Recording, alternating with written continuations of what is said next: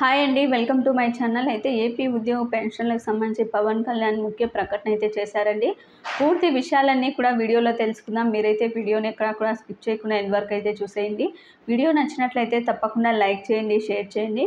ముఖ్యంగా ఉద్యోగ సంఘ నేతలు, జేఏసీ నేతలందరూ కూడా పవన్ కళ్యాణ్ ఉప ముఖ్యమంత్రి పవన్ కళ్యాణ్ గారిని అయితే కలవటం జరిగింది. ఆయనకు మనస్ఫూర్తిగా శుభాకాంక్షలు కూడా తెలియజేశారండి.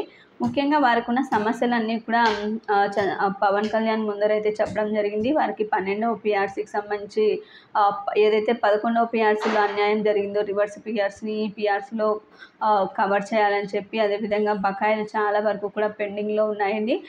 కాంట్రాక్ట్ ఉద్యోగులను రెగ్యులర్ చేయడం, అదేవిధంగా కొంతమంది ఉద్యోగులకి కారుణ్య నియామకాలు చేపట్టాలని చెప్పి ఇవన్నీ సమస్యలను కూడా ఆయన అయితే సానుకూలంగా వినడం అయితే జరిగింది.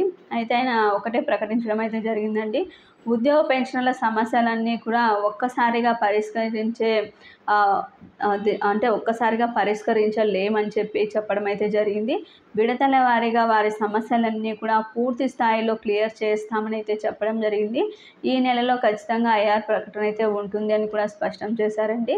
ఇక 2 రోజుల్లో ముఖ్యమంత్రి గారే స్వయంగా ఉద్యోగ సంఘ నేతలతో చర్చించి వారికి విధి విధానాలు, పెండింగ్ బకాయిలు ఏ విధంగా విడుదల చేయాలని చెప్పి విధి విధానాలు, పీఆర్సీకి సంబంధించి ఏ విధంగా నివేదిక అంటే పాత పీఆర్సీ రద్దయింది కాబట్టి కొత్త పీఆర్సీని ఏ విధంగా నియమించాలి, ఇవన్నీ కూడా ఉద్యోగులతో చర్చించి వారికి ఎంత % ఐఆర్ కావాలి, అదేవిధంగా పీఆర్సీ ఎంతవరకు కావాలి, ఫిట్మెంట్ అనేది ప్రభుత్వం ఎంతవరకు ఇవ్వగలదు అన్నీ కూడా చర్చించి ఖచ్చితంగా వారికి న్యాయం అయితే చేస్తామని పవన్ కళ్యాణ్ గారు కూడా హామీ అయితే ఇచ్చి పంపడం అయితే జరిగిందండి.